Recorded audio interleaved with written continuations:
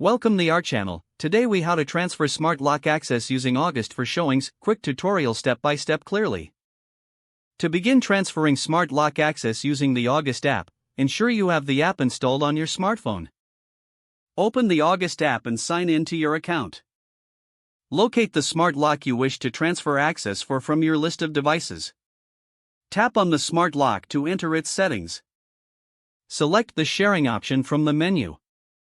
Choose Invite people to share access with your desired recipient. Enter the email address of the person you want to grant access to. Select the level of access you wish to provide, such as guest or owner.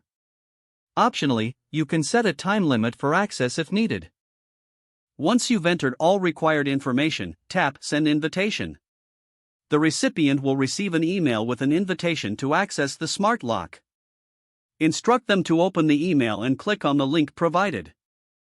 They will be prompted to create an August account if they don't already have one. Once they have accepted the invitation, they will have access to the smart lock as per the permissions you set. To confirm the transfer, check the list of users in the sharing section of the lock settings. Make sure the new user appears in that list with the correct access level. You have successfully transferred smart lock access using the August app. Now you're ready for your showings with the new access successfully in place.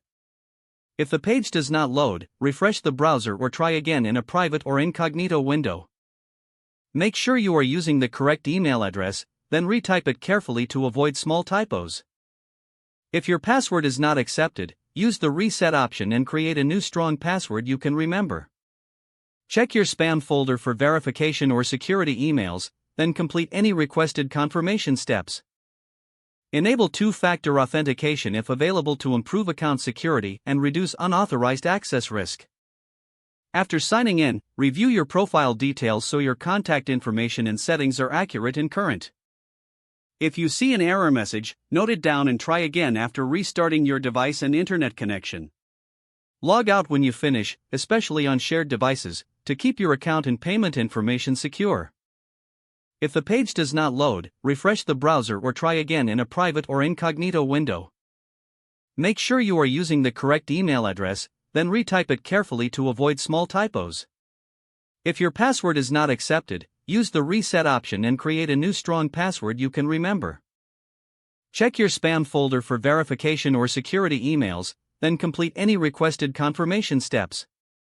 Don't forget to like this video and subscribe to our channel for more step-by-step tech guides.